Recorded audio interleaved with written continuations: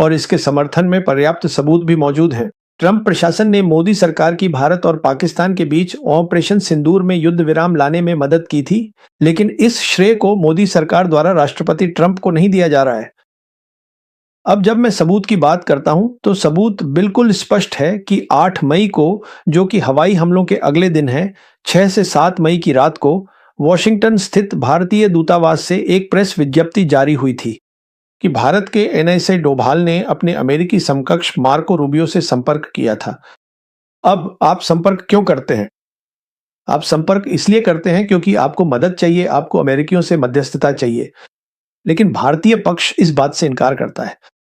फिर हमें यह भी पता है कि 10 मई को सबसे पहले राष्ट्रपति ट्रंप ने ही अपने सोशल मीडिया पर यह डाला था कि भारत और पाकिस्तान ने पूर्ण और तत्काल युद्ध विराम पर सहमति जताई है। उस दिन बाद में ही भारत के विदेश सचिव ने कहा कि हाँ, भारत और पाकिस्तान के बीच युद्ध विराम पर सहमति बन गई है, लेकिन इस युद्ध विराम का श्रेय राष्ट्रपति ट्रंप को नहीं दिया गया। और सिर्फ 2 दिन पहले हमने देखा कि रिकी गिल, जो एक वरिष्ठ अमेरिकी अधिकारी हैं और अमेरिका की नेशनल सिक्योरिटी काउंसिल में कार्यरत है, उन्हें उनके बॉस मार्को रूबियो द्वारा एक पुरस्कार दिया गया है। और यह पुरस्कार इसलिए दिया गया है क्योंकि रिकी गिल ने भारत और पाकिस्तान के बीच मध्यस्थता करने और युद्ध विराम लाने में भूमिका निभाई है। और यह बिल्कुल स्पष्ट है कि मोदी सरकार राष्ट्रपति ट्रंप को श्रेय क्यों नहीं देना चाहती, क्योंकि भारत में यह महसूस किया जाता है कि अगर यह श्रेय दिया गया तो यह प्रधानमंत्री को एक ऐसे मजबूत नेता के रूप में नहीं दिखाएगा जो अकेले ही पाकिस्तान की चुनौती का सामना कर सकते हैं। अब इसके कुछ निहितार्थ हैं और उनमें से एक बड़ा निहितार्थ यह है कि भारतीय सेना को अपने अगले संकट या पाकिस्तान के साथ संघर्ष में जीपीएस उपलब्ध होने की उम्मीद नहीं करनी चाहिए। इसे बंद भी किया जा सकता है। अब उस स्थिति की कल्पना कीजिए जब भारतीय सेना के लिए जीपीएस उपलब्ध नहीं है और पीएलए का एरोस्पेस विभाग अपना काम कर रहा है, यानी गैर गतिज क्षमताओं के माध्यम से भारतीय उपग्रहों को उनकी कक्षाओं से हटाने का काम। अब अंतरिक्ष क्षमताओं के बिना हम कोई भी भारतीय मिसाइलों की सटीकता की कल्पना कर सकता है जो ऑपरेशन सिंधु में दिखाई गई थी, वह अगली संकट की स्थिति में नहीं रहेगी। तो फिर निश्चिंत रहें कि राष्ट्रपति ट्रंप, जिन्होंने दोनों देशों के बीच युद्ध विराम लाने की बात 60 से अधिक बार कही है, उन्होंने 7 जेट्स गिराए जाने की बात भी कही है, लेकिन वे यह कहने में संयमित रहे हैं कि 6 और 7 मई की रात को किस देश के लड़ाकू विमान गिराए गए थे। तो अगली किसी भी संकट की स्थिति में राष्ट्रपति ट्रंप से यह सार्वजनिक रूप से और बार बार कहे जाने की उम्मीद करें। और एक और बात है, सिर्फ 2 या 3 दिन पहले एक रिपोर्ट आई थी कि अमेरिकियों ने पाकिस्तान को $686 मिलियन का सैन्य पैकेज देने पर सहमति जताई है या देने वाले हैं, ताकि पाकिस्तान वायुसेना के पास मौजूद F-16 विमानों के रखरखाव और उन्नयन के लिए मदद मिल सके। इसका तात्पर्य बहुत सीधा है कि एक तरफ तो अमेरिकी पाकिस्तान को उनके पास मौजूद F-16 विमानों को अपग्रेड करने में मदद कर रहे हैं, और दूसरी तरफ यह अच्छी तरह जानते हुए भी कि पाकिस्तान वायुसेना इन F-16 विमानों का इस्तेमाल भारतीय सेना के खिलाफ करेगी, उन्हें इस पर कोई आपत्ति नहीं दिखती। तो ये कुछ ऐसे नतीजे हैं जिन्हें मैं आपके सामने रखना चाहता था, जो ऑपरेशन सिंदूर के परिणाम स्वरूप अमेरिका के साथ हुए हैं या होंगे। अब मैं पाकिस्तान को चीन के समर्थन की बात करता हूं। सिर्फ 2 दिन पहले द हिंदू अखबार में एक रिपोर्ट आई थी कि चीनी विदेश मंत्री वांग यी ने, जब वे अंतर्राष्ट्रीय स्थिति और चीन की विदेश नीति पर एक मंच को संबोधित कर रहे थे, तो उन्होंने 2025 में भारत और पाकिस्तान के बीच तनाव कम करने में चीन की मध्यस्थता की भूमिका के बारे में बात की। स्पष्ट रूप से यह संदर्भ ऑपरेशन सिंदूर से जुड़ा था, और मुझे लगता है कि वांग यी ने जो कहा है वह सही है, क्योंकि यह अच्छी तरह से ज्ञात है कि जब भारत ने जम्मू और कश्मीर से अनुच्छेद 370 हटाया, तो पाकिस्तान ने अन्य बातों के अलावा भारत और भारतीय सेना से संबंधित सभी मामलों में चीनी सलाह मांगी है। और हम यह भी जानते हैं कि शी जिनपिंग ने उस समय के सेना प्रमुख जनरल बाजवा को सलाह दी थी कि वे विकास पर ध्यान दें, सुरक्षा पर इतना नहीं। और हम जानते हैं कि सुरक्षा का ध्यान शी जिनपिंग रख रहे थे। मैंने पहले भी इस पर वीडियो बनाए हैं, मैं विस्तार में नहीं जाऊंगा। तो मेरा जो मुख्य बिंदु है वह यह है कि वांग यी ने तनाव कम करने के बारे में जो कहा, वह पूरी तरह से विश्वसनीय बयान लगता है। अब उन्होंने ऐसा क्यों कहा, इसके निहितार्थ बहुत स्पष्ट हैं। उन्होंने आखिरकार यह बयान इसलिए दिया है क्योंकि चीन के उच्चतम स्तर पर यह एहसास हो रहा है कि जब तक मोदी सरकार सत्ता में है तब तक दोनों देशों के बीच संबंधों का सामान्यीकरण संभव नहीं है। और इसलिए मेरी राय में अगली बार भारत के साथ किसी संकट या संघर्ष में चीनी शायद पाकिस्तानियों को इतना नियंत्रित नहीं करना चाहेंगे। और इसका असर पड़ता है। असर इसलिए भी है क्योंकि जैसा कि अमेरिकी कांग्रेस की रिपोर्ट ने सही ही बताया है, आज पाकिस्तान की सेना के पास जो सैन्य हार्डवेयर है उसमें से 80% से 82% चीनी मूल का है। और यह तथ्य कि दोनों पक्षों भारत और पाकिस्तान की जो भी कमियां या सीमाएं थीं, वे अब दोनों ही देश तेजी से अपनी अपनी ऑपरेशनल कमियों को भर रहे हैं ताकि अगली चुनौती के लिए तैयार हो सके। और यह भी एक सच्चाई है कि पाकिस्तान इस काम को भारत की तुलना में कहीं ज्यादा तेजी से कर पाएगा क्योंकि उसे चीन से समर्थन मिल रहा है और उसके पास चीनी मूल का उपकरण है। और यह कांग्रेस रिपोर्ट पहले ही 5वीं पीढ़ी के लड़ाकू विमानों की बात करती है जिनमें से 40J-35 चीन को मिलने वाले हैं। यह लंबी दूरी की मिसाइलों की भी बात करता है जो PL-15 के अलावा हैं।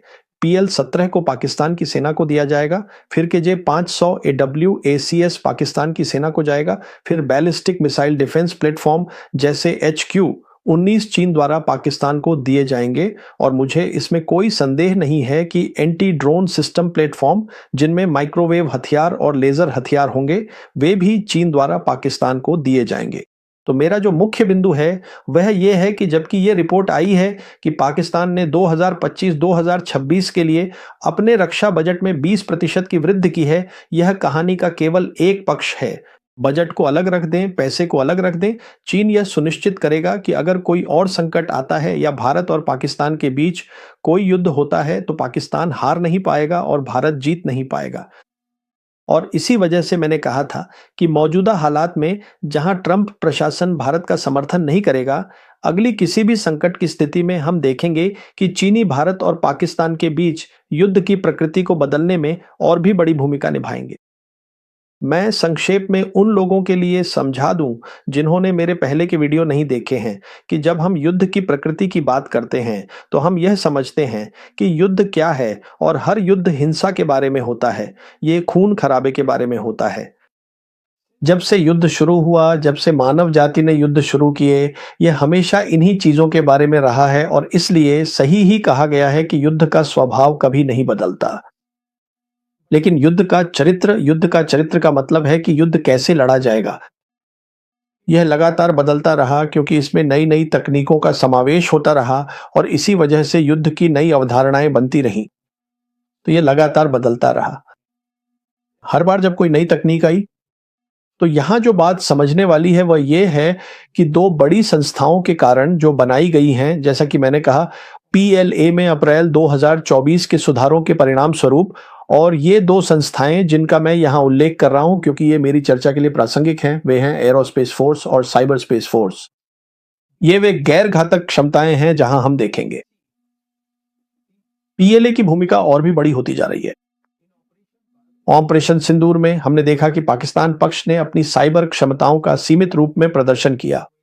जम्मू और कश्मीर थिएटर में जहां रिपोर्ट्स आई कि हफ्तों तक जम्मू और कश्मीर प्रशासन के सरकारी कंप्यूटर साइबर हमलों के कारण बंद रहे। देखिए, साइबर हमले गैर निरूपणीय होते हैं।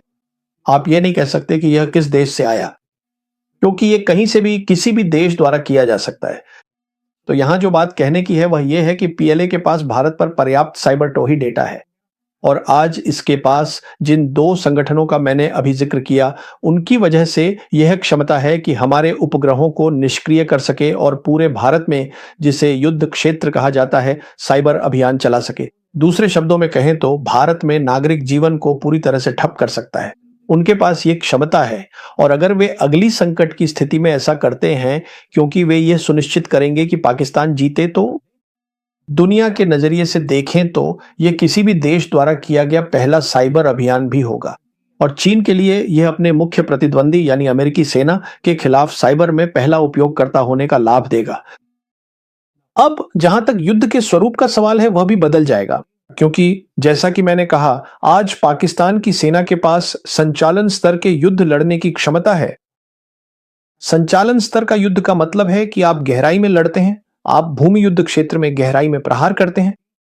जब आप गहराई में प्रहार करते हैं तो इसका मतलब है कि दुश्मन की आगे बढ़ने वाली सेनाएं वे आकर अग्रिम पंक्ति से नहीं जुड़ सकती और इसलिए दुश्मन की रक्षा व्यवस्था बिखर जाती है। अब यह क्षमता उनके पास विभिन्न संगठनों के कारण है जो अब मौजूद हैं। उदाहरण के लिए हमने देखा कि पाकिस्तान वायुसेना ने ऑपरेशन सुंदर में संचालन स्तर पर लड़ने की अपनी क्षमता दिखाई, एक नए विचार मल्टी डोमेन ऑपरेशन के तहत, जिसमें वह डिजिटल इकोसिस्टम का उपयोग करके विजुअल रेंज मिसाइलें दाग सकती थी। तो हमने वह क्षमता देखी, दुनिया ने भी तब देखी, और उसके तुरंत बाद ऑपरेशन सुंदर के बाद पाकिस्तानी सेना ने इसके तहत एक रॉकेट फोर्स कमांड बनाया है जिसमें सभी पारंपरिक मिसाइल क्षमताएं, वे पारंपरिक मिसाइलें जो पाकिस्तान सेना के पास हैं या जो उसे पीएलए से मिलने की संभावना है, शामिल है। और इसमें मैं उन हाइपरसोनिक क्रूज मिसाइलों को भी शामिल करता हूं जो पीएलए पाकिस्तान सेना को देने वाली है, जो एक गेम चेंजर साबित होंगी।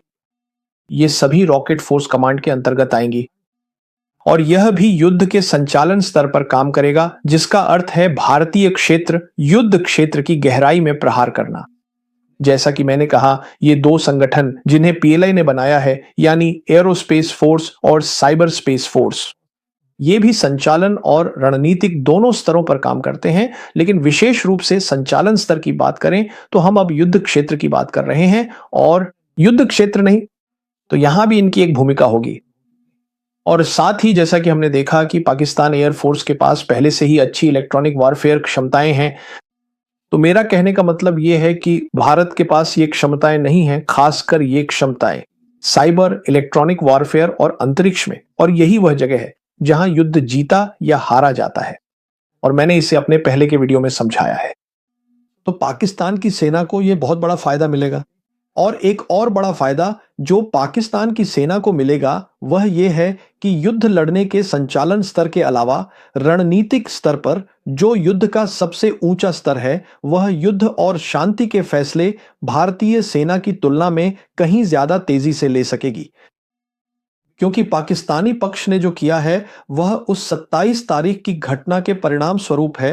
संवैधानिक संशोधन ने न केवल असीम मुनीर को आजीवन संवैधानिक प्रतिरक्षा दी है, बल्कि इसने पाकिस्तान की सभी पारंपरिक मिसाइल और परमाणु क्षमताओं को भी उसकी शक्तिशाली सेना प्रमुख के अधीन कर दिया है, जो आज 5 स्टार हैं। वह एक फील्ड मार्शल हैं और साथ ही डिफेंस फोर्सेस के प्रमुख भी हैं, जिसका मतलब है कि वे पाकिस्तान सेना की तीनों भौतिक सेवाओं का नेतृत्व करते हैं। सिर्फ इतना ही नहीं, अन्य सुधार भी किए गए हैं, बदलाव आए हैं, जहां joint chiefs of staff committee के अध्यक्ष का पद समाप्त कर दिया गया है और नेशनल कमांड अथॉरिटी को कमजोर कर दिया गया है। जहां तक राजनीतिक नेतृत्व की बात है, एक नया संगठन बनाया गया है जिसे नेशनल स्ट्रेटेजिक कमांड कहा जाता है, जिसके अधीन स्ट्रेटेजिक प्लान्स डिवीजन होगा, जो पाकिस्तान के परमाणु हथियारों से संबंधित है। यह सब कुछ शक्तिशाली पाकिस्तान सेना प्रमुख के अधीन होगा। तो यहां जो बात कहने की है वह यह है कि यह अकेला व्यक्ति निश्चित रूप से चीन के साथ विचार विमर्श करके भारत के साथ युद्ध और शांति के मुद्दों का निर्धारण करेगा।